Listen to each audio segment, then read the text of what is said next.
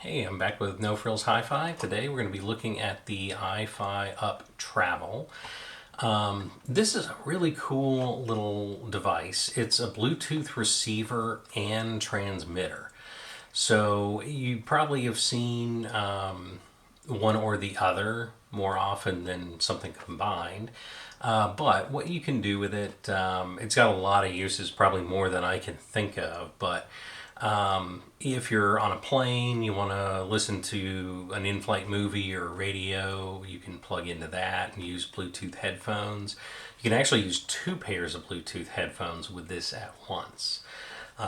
You can also, if you're in your car and you don't have Bluetooth for your stereo, you can stream your phone to this, connect this to an aux port. It uses a 3.5 millimeter connector and do that. Let's go ahead and get this open while I'm talking.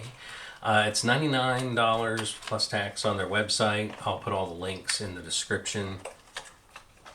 And let's go ahead and get this out. Oh, stuff falling out of the box.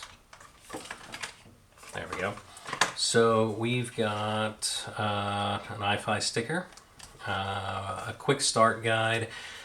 Let me tell you, you're going to need this. I'm not saying it's overly complicated or anything like that. It's really not, but it does a lot of cool stuff. I'll get into that here in a little bit. Got your legalese that nobody's going to read. And we've got QR codes here for setup. And just kind of talking about their website. Notes for charging. We've got a USB-C to A adapter, and it does come with a USB-C cable for charging, so if you don't have a USB-C plug to put that in, you can use USB-A. And then it's also got the airplane adapter, which is really cool that they put that in the box. Got some silica gel, don't eat that. And let's get this opened up.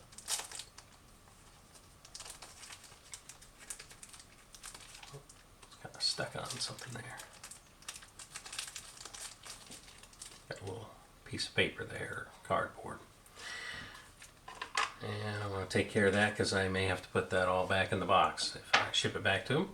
I'm a reviewer, so I'm not shipping it back because I don't like it. Shipping it back because they only loan it to me.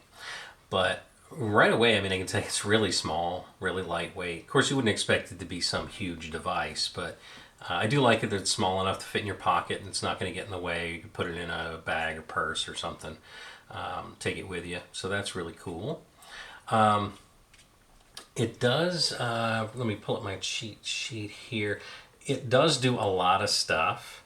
I'm just going to kind of go over the outside of it. It's got receive and transmit switch right there, so you can change that based on whether you're using Bluetooth headphones with it or you're streaming to it from your phone using Bluetooth. Got your plug right there. You just hit this top button right there and it just kind of flicks around like a switchblade. And inside there is a reset switch recessed down in there. It's a recessed reset. Which is nice because, sometimes you get to where you're just like, I'm not sure what setting this is on, or maybe it's got some kind of glitch down the road and you might need to reset it, or you're giving it to someone else after you've used it for a while, you're selling it or whatever. It's nice to reset it to factory settings, but I promise you can't hit that thing by accident.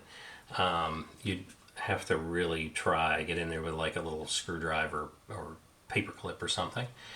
You just press the button again to release it. One thing I did just notice though, if you bump into that, it does have some flex to it. It's kind of rubbery right there, so if you bump into it, you're not going to like break it off or damage the stereo. It's just going to kind of wiggle a little bit. Press the button again to close it. On the bottom, we've got our USB-C plug for the charging cable. And we've also got a little microphone right there. The microphone on this is, what do they call it? It has an intelligent filter that filters out background noise in real time.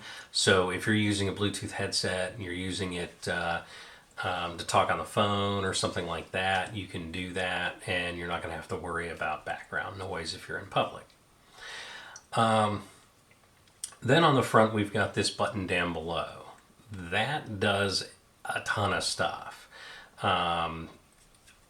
There's lights that light up around it, so I'm just going to kind of go around it. At the top, you have codec.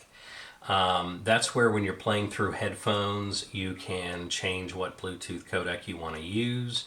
If you're not familiar with that, or maybe you just don't care, I just want to listen to music, don't worry, it's going to come on and play just fine. You can just click that button if you want to see what it does. If you are familiar with it, it looked like in the quick start guide, I think it gives a list. Yeah, so it does list all the different codecs right here. SBC, AAC for transmit or for receive only, aptX, aptX HD, aptX adaptive, LDAC, LHDC/HWA. For receive only, aptX low latency for transmit only.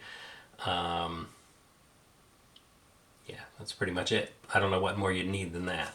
But don't let that confuse you. It is a really simple device to use, so you don't necessarily need to worry about that. On the sides here, it's labeled A and B. That is for headphone pairing. Headphones A, headphones B. You can use 2 sets. On the bottom here, that is your pairing button. So you're going to press the bottom of that button to press and hold. I think it's 3. I've got a little cheat sheet here. Yeah, so 3 seconds or longer will put it into pairing mode. You've also got a battery indicator down there. It's green when it's 51 to 100%, orange is 20 to 50%, and red is 19% or less. You can also pair with your phone and use the iFi Nexus app, which is super cool. You can update the firmware on it. I'm not going to harp too long on firmware. Always update the firmware, particularly right when you get it out of the box, because they come up with fixes, they come up with new things that it'll do. Definitely always update the firmware. I've heard a lot of people say, I never update the firmware, that breaks stuff. It doesn't. The only time firmware is going to break it is if it's already broken and you just haven't found out about it yet. That being said, if they mess up and send out a bad firmware update that causes something to overheat, something like that, that's on them. They're going to notice that pretty quickly. They're going to recall stuff. They're going to tell you don't download that, or hey, here's another fix that will fix that one. So I always harp on that. Please update the firmware. That being said, I'm going to go ahead and get this connected. So I'm using an iPhone. You can also use an Android device with the Nexus app. But first what I'm going to do is I'm just going to get this thing on and paired. All right, so it's paired. Now we're going to go to the Nexus app. And on the Nexus app, it's, if you're just using it, it's not going to have anything on it. And there's going to be a little plus button right there at the top right corner. Oh, actually, no. I don't even need to do that. It saw it automatically and popped up right there. So I can click on that. And so from there, I can do all the firmware updates, all that kind of stuff. I can rename it, check battery levels, all that. But I'm going to go ahead and I'm going to use a USB-C adapter to connect this.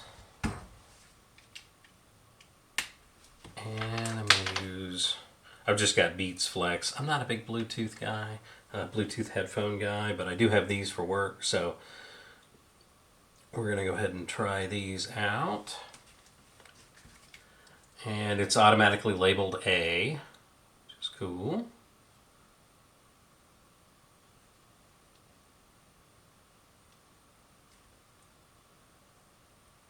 And honestly, I didn't really have to do anything. It's already playing. I didn't, it asked me if I was using my headphones. I said yes, because it just detects a headphone jack. It doesn't know what it is. But that sounds really good.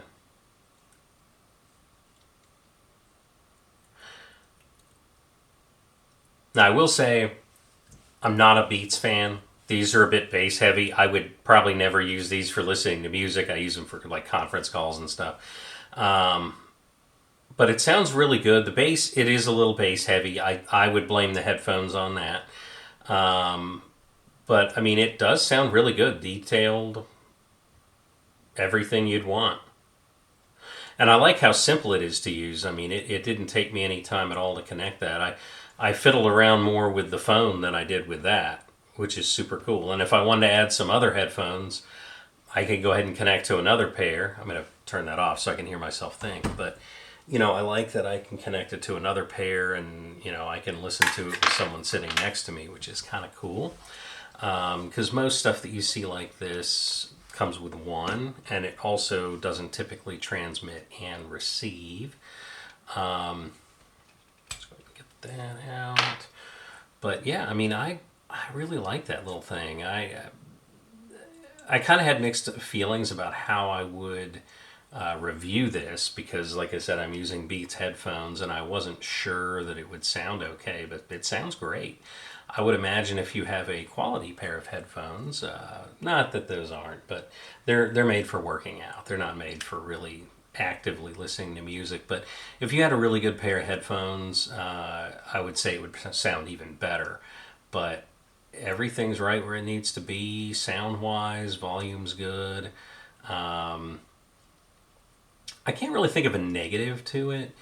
Um, Again, it does have more uses than, like I said, I would probably think of because of the different types of connectivity you have here. So I'd love to hear, how you guys have used it if you're watching or are thinking of using it. Certainly, if you have any questions, feel free to ask, and I'll put all the links and everything in the description. Don't forget to like and subscribe as always, and I appreciate it. We'll catch you later.